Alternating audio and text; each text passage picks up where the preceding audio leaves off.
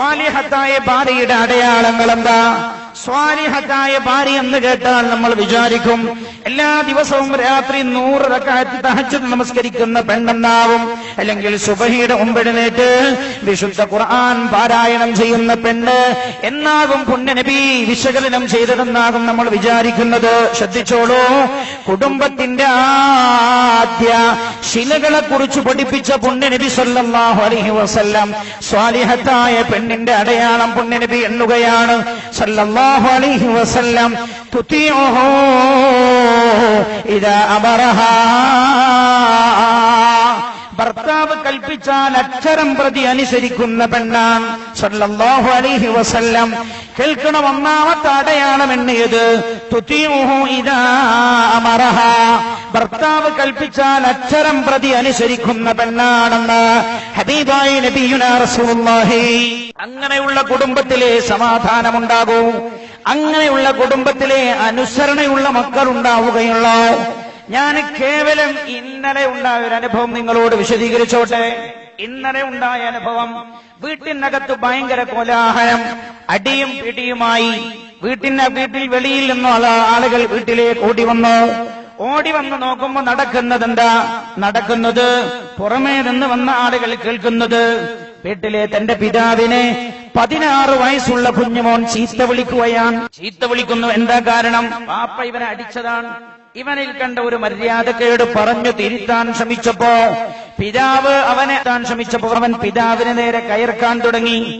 കയർത്തപ്പോ പിതാവ് അവനെ അടിച്ചവൻ പിതാവിനെ ചീത്ത വിളിക്ക വാക്കുപോലും ഇവിടുന്ന് പറയാൻ പറ്റില്ല, അത്ര മോശമായിട്ടാ ചീത്ത വിളിച്ചത്. ഈ വിഷയം ചർച്ച ചെയ്ത സമയത്ത് ഞാൻ ആ വിഷയം പറഞ്ഞ ആളോട് ചോദിച്ചു, എന്നിട്ട് ഇവൻ ഈ വാപ്പയെ ചീത്ത വിളിക്കുമ്പോ ഭാര്യ അടുത്തുണ്ടായിരുന്നില്ലേ എന്ന് ചോദിച്ചു. അപ്പൊ എന്നോട് പറഞ്ഞു, ഉസ്താദേ, മക്കൾ വാപ്പയെ ചീത്ത വിളിക്കാൻ ധൈര്യം കാണിച്ചത് ഞങ്ങൾ മനസ്സിലാക്കുന്നത് ഭാര്യയുടെ സ്വഭാവം കണ്ട മകനിത് പഠിച്ചതെന്നാണ്. കാരണം ഭാര്യയാളെ ചീത്ത വിളിക്കാറുണ്ട്. മക്കളുടെ മുമ്പിൽ വെച്ച് നല്ലപോലെ ശ്രദ്ധിക്കണം. മക്കളുടെ മുമ്പിൽ വെച്ച് ഭാര്യ ഭർത്താവിനെ ചീത്ത വിളിച്ചപ്പോൾ മക്കളുടെ കൽബിൽ നിന്ന് വാപ്പയെ കുറിച്ചുള്ള ബഹുമാനം ചോർന്നുപോയി. ഉമ്മയാണ് ഉപ്പയെ ചീത്ത വിളിക്കുന്ന പദങ്ങൾ ഉമ്മയിൽ നിന്നാ മകൻ പഠിച്ചത്. നല്ലപോലെ ആലോചിക്കണം. വജഅൽനാ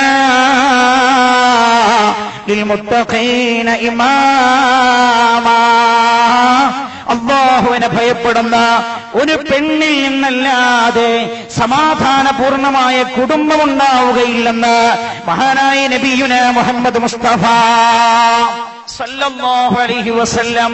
എന്നിട്ട് അല്ലാഹുവിന്റെ ഹബീബ് പറഞ്ഞു, അതുകൊണ്ട് വിവാഹ ജീവിതത്തിലേക്ക് കടന്നു വരുന്ന പുരുഷൻ ശ്രദ്ധിക്കണം, തന്റെ ഭാര്യ സ്വാലിഹത്താവാൻ ശ്രദ്ധിക്കണേ. സ്വാലിഹത്തിന്റെ ഒന്നാമത്തെ അടയാളം തുതിഉഹു ഇദാ അമറഹാ,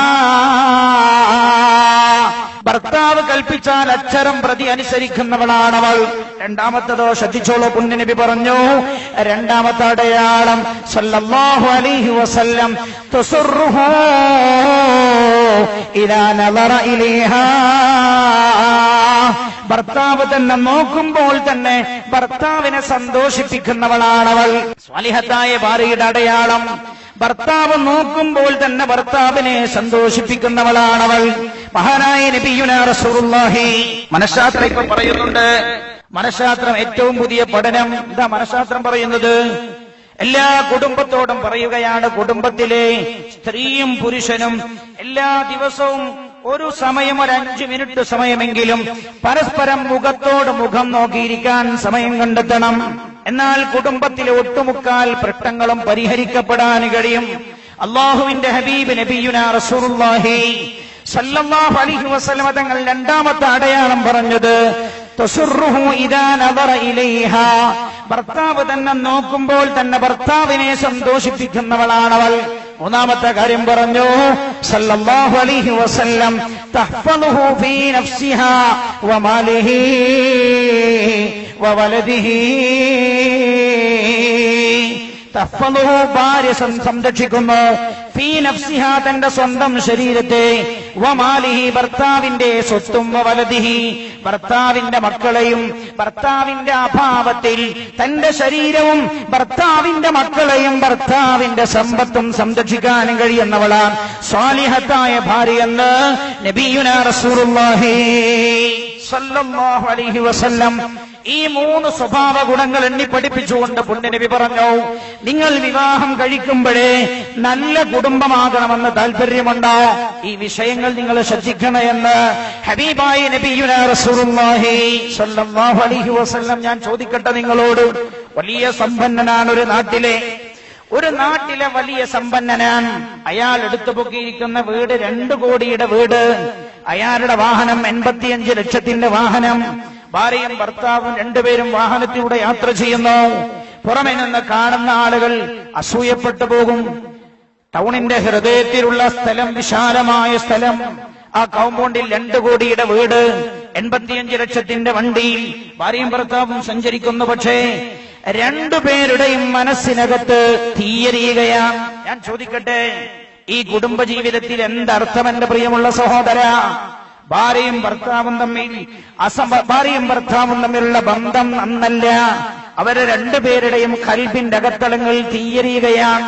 സമാധാനപൂർണമായ ജീവിതമല്ല. ഞാൻ ചോദിക്കട്ടെ, ഭൂമിയിൽ എന്ത് സൗകര്യമുണ്ടായിട്ട് എന്താ കാര്യം? ഹബീബായി നബിയുനാ റസൂലുള്ളാഹി സ്വല്ലല്ലാഹു അലൈഹി വസല്ലം വിശുദ്ധ ഖുർആൻ നോക്കൂ നിങ്ങൾ. കുടുംബത്തിന്റെ ആത്യന്തികമായ ലക്ഷ്യം പഠിപ്പിക്കുന്നത് എന്താ? ഖുർആൻ. വിശുദ്ധ ഖുർആൻ ശ്രദ്ധിക്കൂ നിങ്ങൾ. മിനായാതിഹി അന ഖലഖ ലക്കും മിൻ അൻഫുസികും അസ്വാജാ ലിതസ്കുനൂ ഇലൈഹാ. അല്ലാഹു സുബ്ഹാനഹു വ തആല നിങ്ങളുടെ ശരീരങ്ങളിൽ നിന്ന് തന്നെ നിങ്ങൾക്ക് അല്ലാഹു ഇണകളെ സൃഷ്ടിച്ചു തന്നത് ലിതസ്കുനൂ ഇലൈഹാ, നിങ്ങൾ അവരിലേക്ക് സമാധാനം പ്രാപിക്കുവാൻ. ഞാൻ ചോദിക്കട്ടെ നിങ്ങളോട്, മാസത്തിലൊരിക്കലാ ബാംഗ്ലൂരിൽ നിന്ന് നാട്ടിലേക്ക് പോവാ, വീട്ടിലേക്ക് എത്തിയാൽ നിങ്ങൾക്ക് സമാധാനം ഉണ്ടാവലാണോ? സമാധാനം കുറഞ്ഞു പോകലാണോ? നല്ലോ ശ്രദ്ധിക്കണം. ലിതസ്കുനൂ ഇലൈഹാ. കുടുംബജീവിതത്തിന്റെ അടിത്തറ തന്നെ സമാധാനമാണെന്ന് വിശുദ്ധ ഖുർആൻ. ആ സമാധാനം ലഭിക്കേണ്ടത് എവിടെ നിന്നാണ്? ലിതസ്കുനൂ ഇലൈഹാ. സക്കന എന്ന് പറഞ്ഞ ഖുർആൻ പദത്തിന്റെ അർത്ഥം പറയും. സക്കന എന്ന് പറഞ്ഞാൽ അടങ്ങി എന്നാണ്. ഈ ബോട്ടിലേക്ക് ശ്രദ്ധിക്കൂ നിങ്ങൾ. ഈ ബോട്ടിലെ വെള്ളം ഇപ്പോ ഒരല്പം പോലും ചാഞ്ചാടുന്നില്ല. അപ്പൊ അത് സക്കന എന്നതിനെ കുറിച്ച് നോക്കൂ. ഞാൻ എടുത്തപ്പോ ഇപ്പോ ഞാനിത് കയ്യിൽ പിടിക്കുകയാണ്. പക്ഷെ ഇത് സാക്കിനല്ല, ഇത് ചെറിയ ചലനമുണ്ട്. ലിതസ്കുനൂ ഇലൈഹാ. ഖുർആന്റെ പദപ്രയോഗം നോക്കണം നിങ്ങൾ. ലിതസ്കുനൂ ഇലൈഹാ. നിങ്ങൾ എന്തിനാണ് ഒരു ഭാര്യയെ ജീവിതത്തിലേക്ക് കൊണ്ടുവരുന്നത്? ലിതസ്കുനൂ ഇലൈഹാ. നിങ്ങൾ അവളുടെ അടുത്തെത്തിയാൽ നിങ്ങൾക്ക് സക്കൻ കിട്ടും, നിങ്ങളുടെ മനസ്സ് ശാന്തമാവും. ഖുർആന്റെ പ്രയോഗം. കുടുംബജീവിതത്തിന്റെ ലക്ഷ്യം അതാണ്. ഞാൻ ചോദിക്കട്ടെ നിങ്ങളോട്, നമ്മുടെ ഭാര്യമാരുടെ അടുത്തേക്ക് എത്തുമ്പോൾ നമ്മുടെ മനസ്സ് ശാന്തമാകലാണോ ഇളകി വശാവലാണോ? പലപ്പോഴും പറയാറില്ലേ, ഈ ആഴ്ച ഞാൻ പോവില്ല, അടുത്ത ആഴ്ച പോകും. എന്താ? കുടുങ്ങിയിട്ട് പോവാ. പല ആളുകളും കുടുങ്ങിയിട്ടാ പോണത്. എന്താ അർത്ഥം? കുടുംബജീവിതത്തിന്റെ ലക്ഷ്യം സാക്ഷാത്കരിക്കാനും കഴിഞ്ഞില്ല. എന്തുകൊണ്ട്? കുടുംബജീവിതത്തിലേക്ക് കടന്നു വരുമ്പോ ശ്രദ്ധിച്ചില്ല. ഒരിക്കലൊരു ചെറുപ്പക്കാരനോട് എന്നോട് പറഞ്ഞു, എനിക്ക് 12 ലക്ഷത്തിന്റെ ഇന്നോവേന് സ്ത്രീധനായിട്ട് കിട്ടിയത്. അപ്പൊ വേറൊരുത്തൻ പറഞ്ഞു, ഉസ്താദേ, ഓൻ ആ ബന്ധം തുടർന്നു പോകാൻ സാധ്യത ഉണ്ടെന്ന് എനിക്ക് തോന്നുന്നില്ല. ഞാൻ ചോദിച്ചെന്താ? ഒരിക്കലും സംസാരിക്കുമ്പോ എന്നോട് പറഞ്ഞു, എന്താടാ ഇന്നോവൊക്കെ കിട്ടിയില്ലേ, ഇനിയിപ്പോ ഞാൻ വേറെ കല്യാണം കഴിച്ചാലും കുഴപ്പമൊന്നുമില്ലല്ലോ, ഓളാടന്നോട്ടെ സ്റ്റെപ്പിനായിട്ട്, ഓളെ കാണാൻ അത്ര ചുരുക്കൊന്നുമില്ല എന്ന് അവൻ പറഞ്ഞു. ചുരുക്കില്ലാത്തതുകൊണ്ട് പിന്നെ എന്തിനോട് നീ കിട്ടിയെന്ന് ചോദിച്ചപ്പോ പറഞ്ഞു, ഞാൻ കുറച്ച് സ്വത്ത് മോഹിച്ച് കിട്ടിയതാണ്, ഞാനല്പം സ്വത്ത് മോഹിച്ച് കിട്ടിയതാണ്.